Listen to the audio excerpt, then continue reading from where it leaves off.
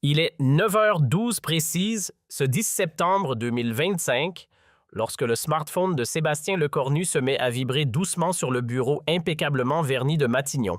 Sur l'écran, une notification de l'AFP s'impose immédiatement. Le message est brutal sans la moindre nuance. Jean-Luc Mélenchon annonce qu'il déposera une motion de censure contre Lecornu dès l'ouverture de la session parlementaire. À peine installé à son poste la veille par Emmanuel Macron dans la foulée de la chute retentissante de François Bayrou, le tout nouveau chef du gouvernement dépose calmement sa tasse sur une soucoupe en porcelaine de Limoges. Pourtant, ses doigts se resserrent presque imperceptiblement autour du café encore fumant. 24 heures, seulement 24 heures à Matignon. Et déjà Mélenchon, figure emblématique de la France insoumise, lance les hostilités sans détour comme une déclaration de guerre politique immédiate. À travers la fenêtre au rideau épais, Paris s'éveillait dans la brume matinale de septembre, totalement inconsciente de la tempête politique qui s'annonçait. Mais toi, tu ne sais pas encore ce qui va réellement se passer dans les heures qui suivent. Personne ne le savait à cet instant précis, pas même les conseillers de Lecornu qui au même moment débarquaient précipitamment à Matignon pour une réunion d'urgence. Pas même les journalistes politiques qui se préparaient à couvrir ce qu'ils pensaient être une motion de censure vouée à l'échec. Et certainement pas Jean-Luc Mélenchon lui-même qui, installé dans son bureau parisien du 10e arrondissement, préparait méticuleusement la suite de sa stratégie d'offensive. Ce que Lecornu allait dire dans quelques heures allait non seulement déjouer tous les plans de Mélenchon, mais aussi changer profondément les règles du jeu politique français. Et cette réponse tiendrait en une seule phrase, une phrase si simple, si directe, si dévastatrice, que les médias du monde entier la répéteraient pendant des semaines. Revenons quelques heures en arrière pour comprendre comment nous en sommes arrivés là. Il faut saisir le contexte dans sa brutalité totale pour mesurer. Il est 9h12 précise, ce 10 septembre 2025, lorsque le smartphone de Sébastien Lecornu se met à vibrer doucement sur le bureau impeccablement verni de Matignon. Sur l'écran, une notification de l'AFP s'impose immédiatement. Le message est brutal sans la moindre nuance. Jean-Luc Mélenchon annonce qu'il déposera une motion de censure contre Lecornu dès l'ouverture de la session parlementaire. À peine installé à son poste la veille par Emmanuel Macron dans la foulée de la chute retentissante de François Bayrou, le tout nouveau chef du gouvernement dépose calmement sa tasse sur une soucoupe en porcelaine de Limoges. Pourtant, ses doigts se resserrent presque imperceptiblement autour du café encore fumant. 24 heures, seulement 24 heures à Matignon. Et déjà Mélenchon, figure emblématique de la France insoumise, lance les hostilités sans détour comme une déclaration de guerre politique immédiate. À travers la fenêtre au rideau épais, Paris s'éveillait dans la brume matinale de septembre, totalement inconsciente de la tempête politique qui s'annonçait. Mais toi, tu ne sais pas encore ce qui va réellement se passer dans les heures qui suivent. Personne ne le savait à cet instant précis, pas même les conseillers de Lecornu qui au même moment débarquaient précipitamment à Matignon pour une réunion d'urgence. Pas même les journalistes politiques qui se préparaient à couvrir ce qu'ils pensaient être une motion de censure vouée à l'échec. Et certainement pas Jean-Luc Mélenchon lui-même qui, installé dans son bureau parisien du 10e arrondissement, préparait méticuleusement la suite de sa stratégie d'offensive. Ce que Lecornu allait dire dans quelques heures allait non seulement déjouer tous les plans de Mélenchon, mais aussi changer profondément les règles du jeu politique français. Et cette réponse tiendrait en une seule phrase, une phrase si simple, si directe, si dévastatrice, que les médias du monde entier la répéteraient pendant des semaines. Revenons quelques heures en arrière pour comprendre comment nous en sommes arrivés là. Il faut saisir le contexte dans sa brutalité totale pour mesurer toute la portée explosive de ce qui va suivre. Depuis le soir du 8 septembre, la France politique était en état de choc. François Bayrou, le centriste béarnais qui avait juré qu'il ferait adopter un budget de compromis, venait de tomber après un vote de confiance catastrophique à l'Assemblée nationale. 364 députés de l'extrême gauche à l'extrême droite avaient refusé de lui accorder leur confiance. C'était la troisième chute d'un gouvernement en moins de 100 jours, un record absolu sous la Ve République. La France était au bord du chaos institutionnel. Les marchés financiers s'affolaient. L'agence de notation Moody's menaçait de dégrader la note de la France. Les syndicats appelaient à une grève générale. Emmanuel Macron, reclus au palais de l'Élysée, cherchait désespérément une solution pour sortir de l'impasse. Son choix s'était porté sur Sébastien Lecornu, ancien ministre des Armées, 39 ans, considéré comme l'un des hommes les plus habiles du macronisme. Un homme qui avait su naviguer entre droite et centre, qui avait géré des dossiers explosifs, comme la réforme militaire qui parlait aussi bien aux industriels de l'armement qu'aux généraux sur le terrain, mais surtout un homme que Macron pensait capable de tenir tête à l'opposition sans céder un pouce de terrain. La nomination avait été annoncée le 9 septembre à 20 heures. Immédiatement, les réactions avaient fusé de toutes parts. Marine Le Pen avait ironisé sur Twitter à propos d'un nouveau fusible pour Macron. Bruno Retailleau, chef des Républicains, avait exigé des ruptures claires avec la politique précédente. Olivier Faure, premier secrétaire du Parti socialiste, avait parlé de continuité macroniste inacceptable, mais c'était Jean-Luc Mélenchon qui avait frappé le plus fort. Dès 22h30 le soir même de la nomination, il avait publié sur son blog une tribune au vitriol intitulée « Le déni ». Dans ce texte de 3000 mots, le leader de LFI démontait méthodiquement la légitimité de Lecornu à gouverner. Il rappelait que le nouveau Front populaire avait obtenu le plus grand nombre de sièges aux législatives de juillet. Il accusait le président de violer l'esprit de la Constitution en imposant un premier ministre issu du camp présidentiel malgré l'absence de majorité. Et surtout, il annonçait sa stratégie dès le premier jour de la session parlementaire. Nous déposerons une motion de censure spontanée sur la base de l'article 49. Emmanuel Macron semble vouloir faire le tour de tous les articles de la Constitution avant de comprendre qu'il doit partir. Cette déclaration avait électrisé la gauche. Mathilde Panot à l'Assemblée avait immédiatement relayé l'appel sur les réseaux sociaux. Manuel Bompard, coordinateur national du mouvement, était passé le lendemain matin sur tous les plateaux de télévision pour marteler le message censure immédiate, sans négociation, sans compromis possible. Mais Mélenchon n'avait pas seulement annoncé une motion de censure, il avait fait quelque chose de beaucoup plus stratégique et dangereux pour Lecornu. Il avait appelé publiquement les socialistes, les écologistes et les communistes à cesser leur comédie et à voter la censure avec LFI. C'était un pari calculé. Mélenchon savait que si toute la gauche votait unie contre Lecornu et si le Rassemblement national se joignait à eux comme il l'avait fait pour Bayrou, le gouvernement tomberait dès le premier vote. Les mathématiques parlementaires étaient implacables, 74 députés, LFI 66, PS 13 écologistes, 11 PCF et 23 du Rassemblement national, soit 287 voix potentielles, à seulement 2 voix de la majorité nécessaire de 289. Dans son bureau à Matignon ce matin du 10 septembre, Sébastien Lecornu finit son café d'un trait et convoqua immédiatement son état-major. Marc Vallière, son conseiller diplomatique depuis des années, arriva le premier. Puis vinrent s'installer autour de la longue table en acajou Adrienne Facan, directeur de cabinet, Philippe Gustin, conseiller spécial et une poignée d'autres proches collaborateurs. Tous avaient les traits tirés. Personne n'avait vraiment dormi depuis 48 heures. Vallière ouvrit la réunion sans préambule, posant son iPad sur la table où s'affichaient les unes des journaux. « Monsieur le Premier ministre, la situation est critique.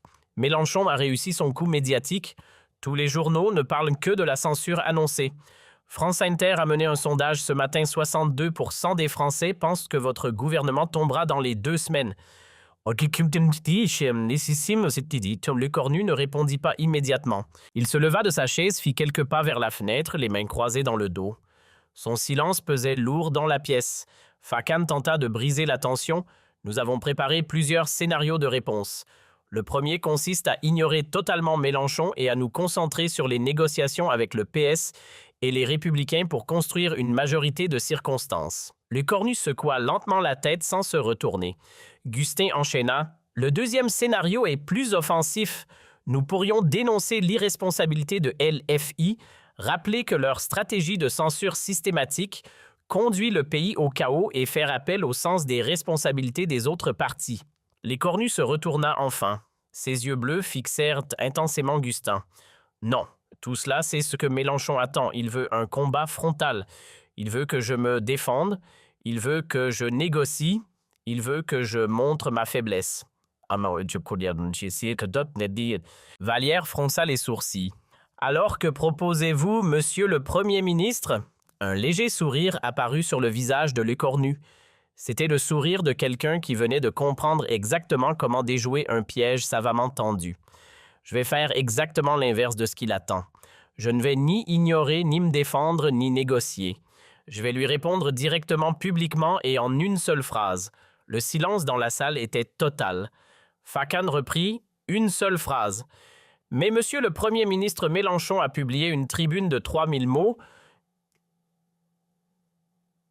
Il est passé sur tous les médias. Il a mobilisé toute la gauche. Comment une seule phrase pourrait-elle?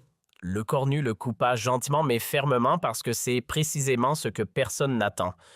Mélenchon a construit toute une rhétorique, tout un argumentaire, toute une stratégie verbale. Il attend que je rentre dans son jeu, que je débatte point par point, que je me justifie. Au lieu de cela, je vais court-circuiter tout son système avec une simplicité brutale. Vallière, qui connaissait son patron depuis des années, comprit immédiatement vous voulez le désarmer par la concision, le priver du débat qu'il cherche. Exactement, répondit Lecornu en retournant s'asseoir. Mélenchon est un orateur, un tribun. Il veut m'entraîner sur son terrain, mais je ne jouerai pas selon ses règles. Je vais lui montrer qu'on peut répondre à 3000 mots avec 7 mots. Gustin sortit son carnet. Quel mot, monsieur le Premier ministre Lecornu prit une profonde inspiration. Ce qu'il allait dire maintenant allait soit sauver son gouvernement naissant, soit précipiter sa chute. Il n'y aurait pas de seconde chance.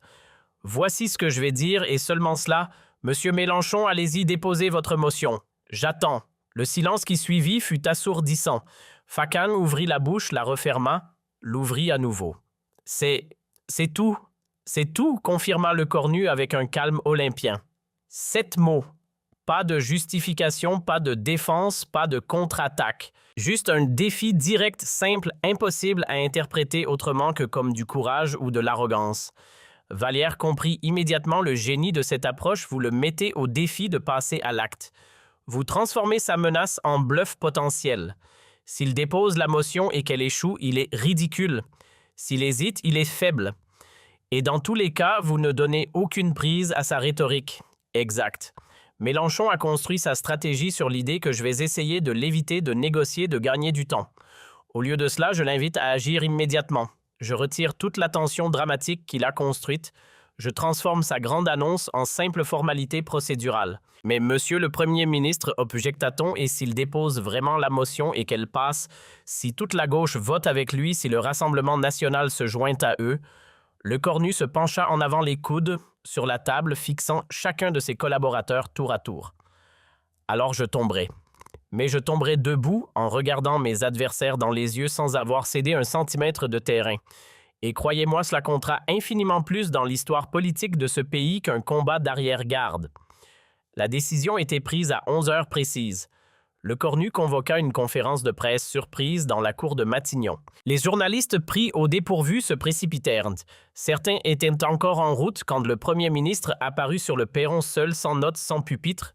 Le soleil de septembre faisait scintiller les pavés humides de la cour. Une cinquantaine de caméras étaient braquées sur lui. Les chaînes d'information en continu interrompirent leur programme. BFM VC News, CI, toutes basculèrent en temps direct. Dans son bureau du 10e arrondissement, Jean-Luc Mélenchon leva les yeux de son ordinateur où il rédigeait un nouveau billet de blog. L'un de ses assistants venait de faire irruption. Lecornu convoque une conférence de presse, c'est en direct maintenant. Mélenchon eut un sourire satisfait. Bien sûr que Lecornu allait répondre. Tous répondaient toujours. Il allait probablement dénoncer l'irresponsabilité de LFI, appeler au dialogue, proposer des concessions. C'était le scénario classique. Le tribun de la France insoumise alluma son écran de télévision, s'installa confortablement dans son fauteuil en cuir et attendit de savourer sa victoire médiatique. Sur le perron de Matignon, Lecornu attendit que le silence se fasse. Il ne souriait pas. Il ne semblait ni nerveux ni arrogant, juste calme d'un calme qui contrastait violemment avec l'agitation médiatique des dernières 24 heures. Un journaliste de France Inter cria « Monsieur le Premier ministre, quelle est votre réaction à l'annonce de Jean-Luc Mélenchon ?» Lecornu le regarda directement puis balaya du regard l'ensemble des caméras. Ce qu'il dit ensuite allait être répété des milliers de fois, analysé dans tous les sens, disséqué par tous les commentateurs politiques du pays. « Monsieur Mélenchon, allez-y déposer votre motion. J'attends. » Puis il fit demi-tour et rentra dans Matignon sans ajouter un mot, sans répondre à aucune des questions qui fusaient déjà. 7 mots, 10 secondes chrono et un silence médiatique sidéré. Dans le studio de BFM TV, le présentateur resta bouche bée pendant 3 secondes entières avant de reprendre. Eh bien, c'était inattendu. Lecornu vient de répondre à Mélenchon en exactement 7 mots. Sur le plateau de France Info, la journaliste politique Anne Rosencher s'exclama « C'est extraordinaire, il ne se défend pas, il ne négocie pas, il provoque directement. Je n'ai jamais vu ça. » Les réseaux sociaux explosèrent instantanément. Sur Twitter, le hashtag « Allez-y » devint tendance en moins de 5 minutes. Les réactions affluèrent par milliers. Le Cornu vient de donner une masterclass de communication politique, tweetait un éditorialiste du Monde. 7 mots pour détruire 3000 mots de Mélenchon. Du génie, ajoutait un chroniqueur du Figaro. Mais la réaction la plus importante, celle que tout le monde attendait, c'était celle de Mélenchon lui-même. Dans son bureau, le leader de LFI fixait l'écran de télévision avec une expression que ses proches collaborateurs ne lui connaissaient pas. Ce n'était ni de la colère ni de la surprise. C'était quelque chose de plus profond, une sorte de reconnaissance involontaire face à un coup magistral. Son assistante osa demander « Monsieur Mélenchon, vous voulez réagir? Les médias vous appellent. » Mélenchon resta silencieux pendant un long moment. Il comprenait parfaitement ce qui venait de se passer. Le Cornu venait de transformer une menace en défi, un rapport de force en duel, une stratégie complexe en confrontation brutale. Et surtout, il venait de lui voler la vedette médiatique. Tous les médias parlaient de l'offensive de Mélenchon. Maintenant, ils ne parlaient plus que de la réponse de Le Cornu. Finalement, Mélenchon se leva et dit à son équipe « Convoquez une conférence de presse pour 15 heures. Je vais lui montrer qu'on ne provoque pas Jean-Luc Mélenchon impunément. » Mais dans sa voix, ses collaborateurs détectèrent quelque chose d'inhabituel, une note d'incertitude, une fêlure dans l'assurance habituelle. À 15 heures, dans une salle bondée de la Maison de l'Amérique latine où LFI avait ses locaux, Mélenchon fit face aux journalistes. Il avait préparé une longue déclaration, mais avant même qu'il ne commence, les questions fusèrent. « Monsieur Mélenchon, allez-vous effectivement déposer la motion comme Le Cornu vous y invite ? N'est-ce pas Le Cornu qui a maintenant l'initiative politique 7 mots contre 3000? N'êtes-vous pas en train de perdre la bataille de la communication ?» Mélenchon leva les mains pour réclamer le silence. Son visage était ferme et dur. « Bien sûr que nous allons déposer la motion de censure. Nous l'avons annoncé, nous le ferons. Monsieur Le Cornu ne nous intimide pas avec ses petites phrases. » Mais quelque chose sonnait faux dans sa voix. Les journalistes le sentaient. Mélenchon continua pendant 10 minutes développant les arguments habituels sur la crise démocratique, le mépris du suffrage universel, la nécessité de renverser le macronisme. Mais les questions revenaient sans cesse sur la réponse de Le Cornu. Un journaliste du Parisien insista. « Mais justement, monsieur Mélenchon Le Cornu ne fuit pas.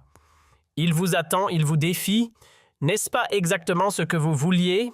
Mélenchon explosa soudain, révélant sa frustration sous-jacente. « Ce que je veux, c'est que ce pays sorte enfin du macronisme. Ce que je veux, c'est qu'on respecte le vote des Français. Le Cornu peut faire toutes les provocations qu'il veut, nous le renverserons. » Cette explosion de colère fit le tour des chaînes d'information en boucle. Et là encore, Le Cornu gagnait du terrain. Mélenchon apparaissait maintenant comme celui qui réagissait émotionnellement, tandis que Le Cornu gardait son calme olympien. Le rapport de force psychologique s'était inversé, mais la vraie bataille ne faisait que commencer. Dans les jours suivants, Le Cornu déploya une stratégie à 2 niveaux.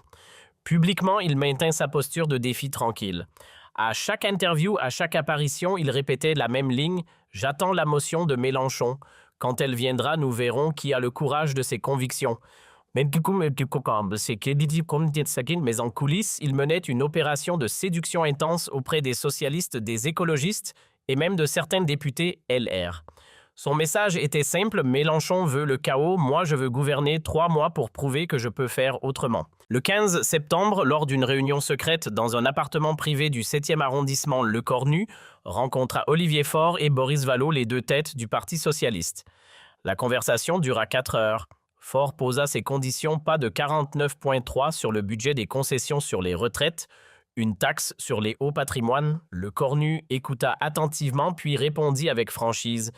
Il ne pouvait pas abroger la réforme des retraites, mais il pouvait en suspendre l'application pendant 6 mois, créer une taxe exceptionnelle sur les grandes fortunes et s'engager à ne pas utiliser le 49,3. Vallaud et Faure échangèrent un regard.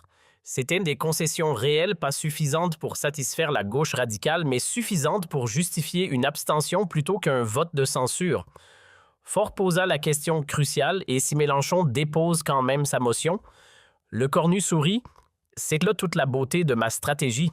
S'il la dépose et qu'elle échoue parce que vous vous abstenez, il est affaibli. S'il ne la dépose pas après l'avoir annoncé, il est ridicule. Dans les deux cas, j'ai gagné en l'invitant publiquement à agir. Olivier Faure hocha lentement la tête. Il commençait à comprendre pourquoi Emmanuel Macron avait choisi le cornu. Cet homme n'était pas un simple technocrate, c'était un stratège politique de premier plan. Pendant ce temps, au sein de la France insoumise, les débats faisaient rage. Mathilde Panot poussait pour un dépôt immédiat de la motion. Nous avons annoncé « Nous devons tenir parole ». Mais Manuel Bompard, plus pragmatique, soulignait le problème.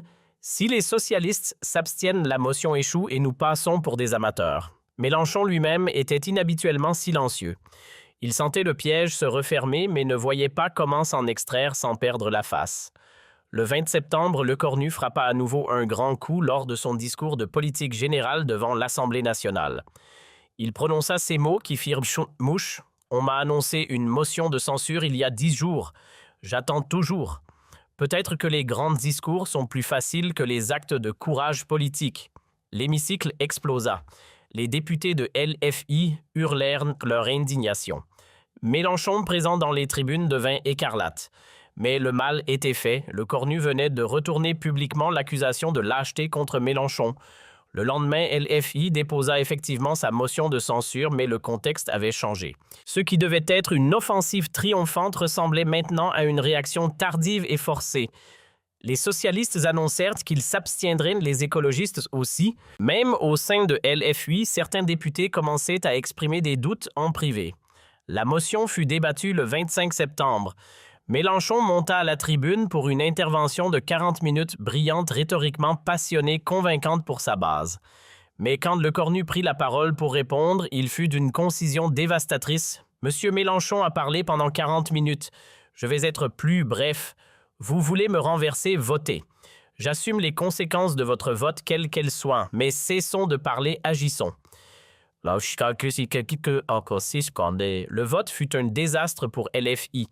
Seulement 203 députés votèrent de la censure, 86 de moins que nécessaire. La motion était rejetée, Lecornu restait Premier ministre. Dans les médias, le verdict fut unanime. Le Monde titrait « Lecornu déjoue le piège Mélenchon ». Libération analysait « 7 mots qui valent mieux qu'un long discours ». Même à gauche, certaines voix critiquaient la stratégie de LFI. Manuel Bompard reconnut sur France Inter « Nous avons peut-être sous-estimé Lecornu ». Ce soir-là, dans son bureau de Matignon, Sébastien Lecornu regardait les résultats du vote avec son équipe. Vallière leva son verre de champagne. « Monsieur le Premier ministre, vous aviez raison. 7 mots ont suffi. » Lecornu ne souriait pas triomphal. Il savait que ce n'était qu'une victoire tactique dans une guerre qui serait longue. Ne nous réjouissons pas trop vite. Mélenchon a perdu cette bataille, mais il l'apprend vite. La prochaine fois, il sera plus préparé. Et Lecornu avait raison d'être prudent, car dans son bureau du 10e arrondissement, Jean-Luc Mélenchon n'était pas abattu. Il était pensif. Il venait d'apprendre une leçon importante sur son nouvel adversaire. Lecornu n'était ni Barnier ni Bayrou. C'était un joueur d'échecs politique qui pensait plusieurs coups à l'avance. Les semaines suivantes confirmèrent le changement de dynamique. Lecornu parvint à faire adopter son budget sans recours au 49.3 grâce aux abstentions socialistes obtenues au prix de vraies concessions. Il mit en place la taxe sur les hauts patrimoines promises, récoltant même quelques compliments embarrassés de la gauche modérée. Mais surtout, il maintint sa ligne de communication directe simple, sans fioriture. À chaque attaque de Mélenchon, il répondait en quelques mots percutants. Quand LFI dénonça sa politique de défense, il répliqua « Proposez, mieux j'écoute ».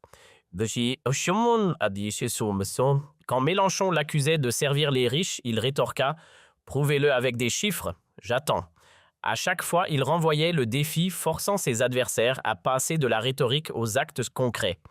Et à chaque fois, Mélenchon se trouvait pris à son propre piège. 6 mois plus tard, en mars 2026, lors d'une interview pour Le Monde, on demanda à Lecornu quel avait été le moment le plus important de ses premiers mois à Matignon. Sa réponse fut sans hésitation. Le matin où j'ai décidé de répondre à Mélenchon en 7 mots plutôt qu'en 7 pages. C'est là que j'ai compris que la politique moderne ne se gagne pas avec les discours les plus longs, mais avec les vérités les plus courtes. On posa la même question à Mélenchon quelques jours plus tard. Il eut un sourire amer. Lecornu m'a donné une leçon ce jour-là. Il m'a montré qu'en politique, le silence éloquent vaut parfois mieux que l'éloquence bruyante. Est-ce que j'ai appris la leçon? Vous verrez bien. Aujourd'hui, dans les écoles de Sciences Po et à l'ENA, on étudie cet épisode comme un cas d'école de communication politique moderne. Les étudiants analysent comment Lecornu a transformé une menace existentielle en opportunité de montrer sa force, comment il a court-circuité la rhétorique de son adversaire, par la concision, comment il a repris l'initiative en acceptant la confrontation plutôt qu'en la fuyant. Certains analystes le comparent au fameux « moi président » de François Hollande face à Nicolas Sarkozy. D'autres y voient un écho du « je vous ai compris » du général de Gaulle à Alger, une phrase simple qui change tout. Mais au-delà de la stratégie de communication, cet épisode révéla quelque chose de plus profond sur Sébastien Lecornu. Il montra qu'il possédait cette qualité rare en politique, le courage de la simplicité. Dans un monde où les politiciens se cachent derrière des langages techniques, des circonvolutions diplomatiques et des justifications sans fin, Lecornu osait dire les choses simplement, directement, sans faux semblant. Ce jour de septembre 2025, quand il répondit à Mélenchon par ces 7 mots, il ne fit pas seulement un coup de communication brillant. Il définit un style, une approche, une manière d'être en politique qui allait marquer toute son action à Matignon. Mais attendez, il y a quelque chose que vous ne savez pas encore sur cette journée historique. Quelque chose qui ne fut révélé que plusieurs mois plus tard dans une interview off the record par Vallière à un journaliste du Canard d'Enchaîné. Quelque chose qui change complètement la perception de ce moment. Ce matin de septembre, quand Lecornu convoqua sa réunion d'urgence après l'annonce de Mélenchon, il n'avait pas immédiatement l'idée de sa phrase en 7 mots. En réalité, la réunion dura 2 heures entières pendant lesquelles son équipe prépara 3 discours différents, chacun faisant plusieurs pages. Le premier était défensif, expliquant point par point pourquoi la motion de censure était injustifiée. Le deuxième était offensif, attaquant frontalement la stratégie de LFI.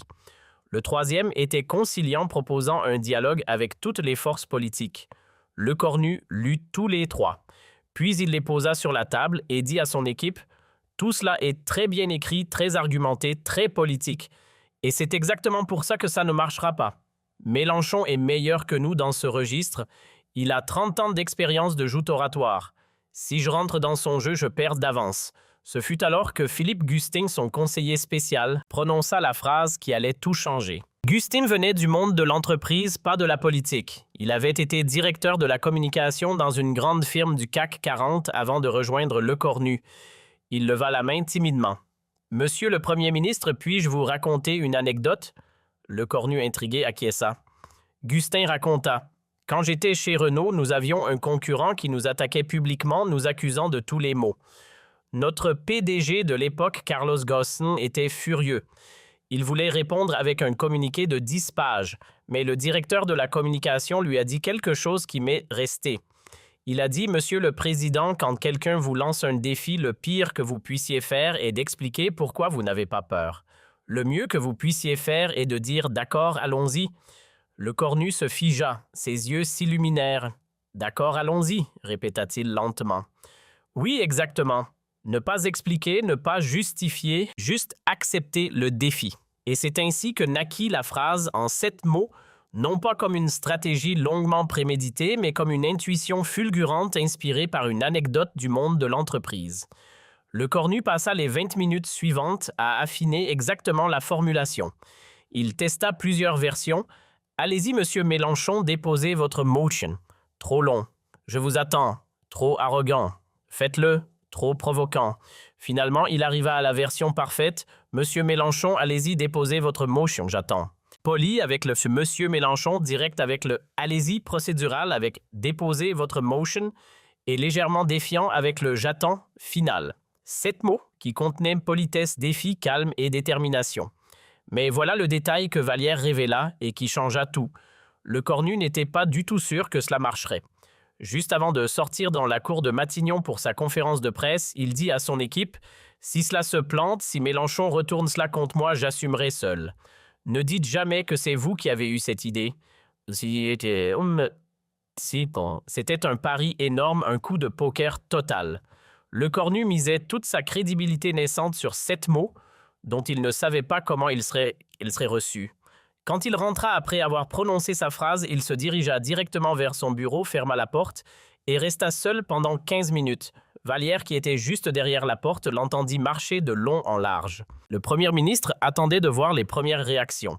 Quand son assistant lui apporta les premiers tweets, les premiers titres des sites d'information, les premiers commentaires des éditorialistes, Lecornu lut tout avec une intensité fébrile. Ce ne fut que lorsqu'il vit le tweet d'un journaliste politique influent disant « Lecornu vient de donner une masterclass de communication politique » qu'il se permit de respirer. Il avait gagné son pari. Mais le plus étonnant dans cette histoire n'est pas que Lecornu ait pris ce risque. C'est ce qui se passa dans les semaines qui suivirent au sein de la France insoumise. Plusieurs députés LFI, lors de réunions internes dont les comptes rendus furent ensuite divulgués à la presse, reconnurent en privé que Lecornu les avait eus. L'un d'eux, dont le nom ne fut jamais révélé, aurait même dit « On s'est fait battre par quelqu'un qui a compris qu'en politique moderne, TikTok a plus d'impact que l'humanité. 7 mots, c'est un tweet. 3000 mots, personne ne les lit. Cette phrase, bien que cynique, touchait quelque chose de profondément vrai. » Lecornu avait instinctivement compris ce que les vieux routiers de la politique comme Mélenchon n'avaient pas encore accepté. L'ère des longs discours fleuves était révolue. À l'époque de l'attention fragmentée des réseaux sociaux, des chaînes d'information en continu, la concision était devenue une arme politique majeure. Mais Mélenchon, humilié par cet épisode, ne resta pas les bras croisés. Dans les mois qui suivirent, on vit le leader de LFI adapter sa communication. Ses tweets devinrent plus courts, plus percutants, ses interventions médiatiques plus condensées. Il avait compris la leçon. En avril 2026, lors d'un débat à l'Assemblée sur la réforme de l'assurance chômage, Mélenchon tenta même de retourner la stratégie de Lecornu contre lui. Quand le Premier ministre annonça son plan de réforme, Mélenchon se leva et dit simplement « Monsieur le Premier ministre, ce plan est injuste, retirez-le. Nous attendons. » Tentative de copier le style Lecornu, utilisation de phrases courtes, défis directs, mais cela ne fonctionna pas. Pourquoi ? Parce que ce qui avait rendu la phrase de Lecornu si efficace n'était pas seulement sa brièveté, c'était le contexte. Lecornu était le nouveau venu, l'outsider politique relatif, celui qu'on sous-estimait. Sa concision était une surprise, un contre-pied. Quand Mélenchon, le tribun reconnu, essayait de la même chose, cela ressemblait à une imitation, pas à une révolution stylistique. Les commentateurs politiques ne s'y trompèrent pas. Mélenchon essaie de faire du Lecornu, mais c'est comme si Pavarotti essayait de rapper, écrivit un chroniqueur du Figaro. Le style ne se copie pas, il se construit authentiquement. Mais au-delà de l'aspect communication, cet épisode eut des conséquences politiques profondes et durables. D'abord, il établit Lecornu comme un premier ministre qui ne se laissait pas intimider. Cela changea fondamentalement la dynamique de ses relations avec l'opposition. Le Rassemblement national, qui avait initialement prévu de suivre la même stratégie que LFI, révisa ses plans. Marine Le Pen elle-même admit en privé, selon des sources proches du parti, que Lecornu n'est pas infusible comme les autres. Cette reconnaissance involontaire d'un adversaire politique fut peut-être le plus grand compliment que Lecornu pouvait recevoir. Ensuite, cela redéfinit les termes du débat politique français. Après l'épisode Lecornu-Mélenchon, il devint beaucoup plus difficile pour l'opposition d'agiter des menaces sans les mettre à exécution. Le bluff politique avait été démasqué, ridiculisé. Les partis d'opposition durent devenir plus prudents dans leurs annonces, sachant qu'un premier ministre pouvait désormais les mettre au défi de passer aux actes. Enfin, et c'est peut-être le plus important, cela prouva qu'Emmanuel Macron avait eu raison de choisir Lecornu. Le président de la République, souvent accusé de manquer de flair politique, avait cette fois vu juste. Lecornu n'était pas seulement un technocrate compétent, c'était un animal politique d'une espèce rare. Quelqu'un qui combinait l'intelligence stratégique, le courage tactique et l'instinct communicationnel. Dans les dîners en ville du Paris politique, l'anecdote des 7 mots devint légendaire. On la racontait dans les salons, on l'enseignait dans les formations politiques, on l'analysait dans les séminaires de communication. Elle rejoignit le panthéon des grands moments de la Ve République aux côtés du « Je vous ai compris » de Gaulle, du « Vous n'avez pas le monopole du cœur » de Giscard d'Estaing, ou du « Casse-toi pauvre con » de Sarkozy. Un an après l'événement, en septembre 2026, Lecornu était toujours Premier ministre. Fait extraordinaire sous Macron, il avait tenu 1 an à Matignon, quelque chose qu'aucun de ses prédécesseurs depuis Édouard Philippe n'avait réussi à accomplir. Lors d'une cérémonie à l'Élysée marquant cette première année, un journaliste lui demanda « Monsieur le Premier ministre, quel a été votre secret pour durer ?» Lecornu sourit et avec cette économie de mots qui était devenue sa signature, répondit « Dire ce qu'on pense, faire ce qu'on dit, assumer ce qu'on fait ». 9 mots 7 fois. Progrès ou régression par rapport aux 7 mots historiques? Les commentateurs débattraient de la question pendant des semaines. Mais dans son bureau du 10e arrondissement, Jean-Luc Mélenchon regardait l'interview à la télévision. Il secoua la tête avec un sourire qui n'était pas entièrement dépourvu d'admiration. Son assistant qui l'observait osa demander « Monsieur Mélenchon, vous pensez quoi de Lecornu maintenant, après 1 an ?» Le tribun de LFI resta silencieux un moment, puis dit quelque chose que peu de gens auraient imaginé entendre de sa bouche. « Je pense que c'est l'adversaire le plus dangereux que j'ai jamais eu. Pas parce qu'il est le plus intelligent, ni le plus compétent, ni même le plus rusé, mais parce qu'il a compris quelque chose que j'ai mis trop de temps à accepter. En politique moderne, la vérité qui frappe vaut mieux que l'argumentaire qui convainc, et ça, c'est redoutable. » Ce